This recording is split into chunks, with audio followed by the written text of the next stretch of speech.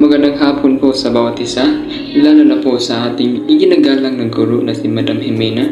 Bilang pangkat-dalawa, ang aming layunin ay ilahat at ipaliwanag sa inyo ng maayos at tumpak kung ano nga ba ang tunay na kahulugan sa proseso ng pagsusulat.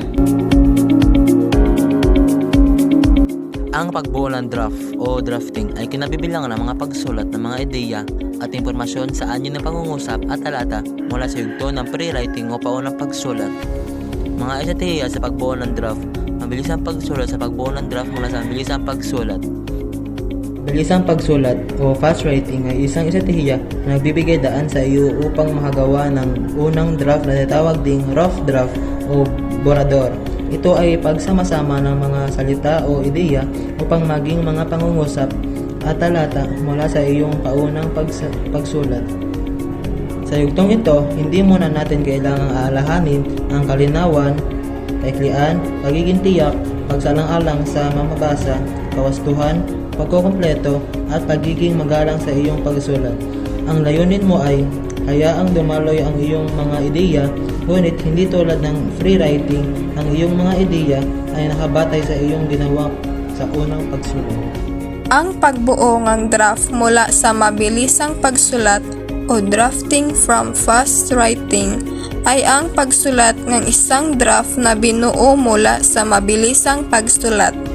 Sa estratehiyang ito, binibigyang pansin mo ang kalinawan, kaiklian, pagiging tiyak, pagsasaalang-alang sa mambabasa, kawastuhan, pagkakumpleto at pagiging magalang sa iyong pagsulat.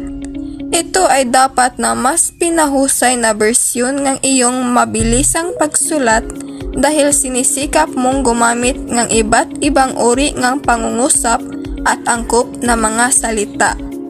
Karaniwan lamang na maubusan o mahirapan ka sa mga ideya, kaya maaari kang bumalik sa paunang pagsulat at gamitin muli ang estratehiyang ito bilang bahagi ng proseso ng pagsulat. Mga bahagi at estratehiya ng proseso ng pagsulat. Ang mahuhusay na manunulat ay gumagamit ng mga estratehiya sa bawat bahagi ng proseso ng pagsulat.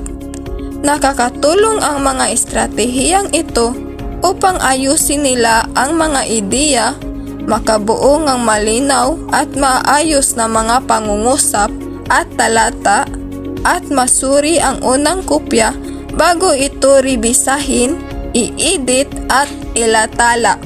Mga bahagi ng proseso ng pagsulat ay ang paunang paghahanda, pagsulat ng unang kopya, revision, pagwawasto at paglalathala.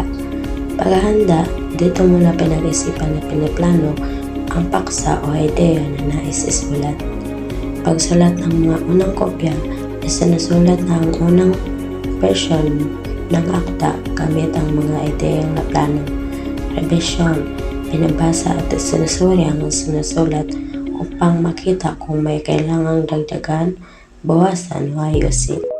Pagwawasto, inaayos ang mga mali sa baybay-bantas, gramatika at paggamit ng mga salita.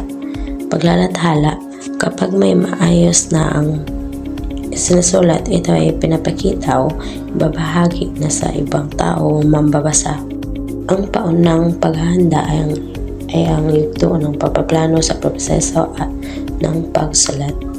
Dito bumubuo at nangongolekta ka ng mga ideya o impormasyon tungkol sa pagsa mula sa iyong mga dating karanasan, pagbasa at nakikipag-usap sa mga kaklase o guro upang makatulong sa pag-ayos ng iyong isusulat. Ang layunin mo sa yugtong ito ay bumubuo ng paksa na akma na tiyak na layunin at sa inasahang mambabasa. Habang nasa yugto ka ng paunang paghahanda o pagpaplano, mahalagang tukuyin at unawain mo kung sino ang inasahang mambabasa at ano ang layunin mo sa pagsulat, at laging isipin ang mga ito sa buong proseso. Makatulong ito upang makapili ka ng tamang salita, ideya o impormasyon na angkop sa iyong mambabasa at naayon sa iyong layunin. Gamitin ang mga gabay na tanong sa ibaba upang mas maunawaan mo ang iyong mabasa at layunin. Mga salin sa mga bahagi ng larawan. Una, pre-writing, paunang paghahanda. Pangalawa, drafting, paggawa ng balangkas o sulat sa unang kopya. Pangatatlo, revising o revision, o pagbabago at pagpapabuti ng nilalaman. Pangapat, editing, pag-edit o pagwawasto ng barirala at anyo. Panglima, publishing, paglalathala o paglalahad ng kinakalabasan. Pang-anim, topic, audience at purpose, o paksa, mambabasa at layunin. Ang pagsulat ng unang kopya ay ang paglalahad ng mga idea at impormasyon mula sa yugto ng paunang paghanda sa anyong mga pangusap at talata. Mga estratehiya sa pagsulat ng unang kopya. Mabilis na pagsulat at pagsulat mula sa mabilis na pagsulat. Mga estratehiya sa pagsulat ng unang kopya, mabilis na pagsulat at pagsulat mula sa mabilis na pagsulat. Ang mabilis na pagsulat ay isang estratehiya upang makabuo ka ng unang kopya o tinatawag ding magaspang na kopya. Dito pinagsama-sama mo ang mga salita o idea mula sa iyong paunang paghahanda upang makabuo ka ng pangungusap at talata nang hindi mo na inaalala ang kalinawan, pagiging maikli, ngunit malaman ang pagiging tiyak, pagiging maingat, kawastuhan, pagiging kumpleto at pagiging magalang. Ang layunin mo ay hayaang dumaloy ang iyong mga ideya, ngunit hindi tulad ng malayang pagsulat, ang mga ideya mo rito ay nakabatay sa gawa mo noong paunang paghahanda. Ang pagsulat mula sa mabilis na pagsulat ay ang paggawa ng mas maayos na kopya batay sa iyong isinusulat noong mabilis na pagsulat. Sa estratehiya ito, isinasalang-alang mo ang kalinawan, pagiging maikli, ngunit malaman ang pagiging tiyak, pagiging maingat, kawastuhan, pagiging kumpleto at pagiging magalang ng iyong isinusulat. Dapat rito maging mas pinabuting bersyon ng iyong mabilis na pagsulat dahil gumagamit ka na rito ng iba't ibang uri ng pangungusap at angkop na mga salita. Karaniwan nangyayari, nahihirapan o natitigil ka sa pag-iisip ng mga ideya kapag nangyari ito. Bumabalik ka sa paunang paghahanda at ginagamit ang estrahiyang ito bilang bahagi ng proseso ng pagsulat. Gabay sa pag-revisa at pag-edit ng sulatin, ang proseso ng pagsusulat ay hindi nagtatapos sa anumang kurador. Upang mapahusay ang iyong gawa, kailangan dumaan ito sa dalawang mahalagang yugto, pag-revisa at pag-edit. Una, estratehiya sa pag-revisa. Ang pag-revisa ay nakatuon sa pagpapabuti ng nilalaman at daloy ng iyong mga ideya. Layunin ng pag-revisa. Ang layunin ng gumagawa ng mga pagbabago sa draft upang matiyak na ang mga ideya ay sumusuporta sa paksa. Tumutugma sa layunin ng mga manunulat at maaring mong gamitin ang anumang pagting at strategies tulad ng mga brainstorming at cut-dealing upang makabuo ng mas maliwanag at mga ideya at mga impormasyon. Feedback. Ito ay ang pagbabasa at pagsusuri sa gawa ng ibang mag-aaral. Ang feedback mula sa iba ay mahalaga dahil magbibigay ito ng bagong perspektibo sa mga bahagi ng iyong sulatin na nangangailangan ng pagpapabuti.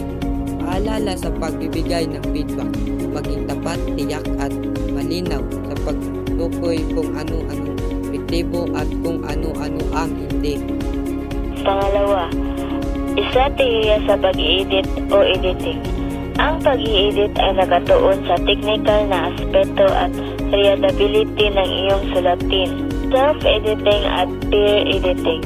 Ang self-editing ay ang pag-aayos ng iyong sulatin batay sa gramatika, bantas, kapitalisasyon, istruktura at pangungusap ng talata, tamang pagpili ng salita at organisasyon ng mga idea. Patupad ng pagbabago. Ang pag-i-edit ay kinapapalooban ng pagwawasto sa mga salita, pangungusap at talata upang sumunod sa mga konbensyon ng pagsulat. Gaya ng pagre-revisa, maaari mong gamitin ang mga free writing strategies kung kailangan upang mas mapalinaw ang iyong isinusulat. Gamit ng transitional devices. Habang isinusulat mong muli ang iyong draft batay sa editing, tiyaking maayos ang daloy ng iyong mga idea. Gumamit ng mga transitional devices, halimbawa, dahil dito sa kabilang banda, bukod pa dito, upang lirikal na pagdugtungin ang dalawang pangungusap at matiyak na malinaw ang mensaheng nais mong iparating.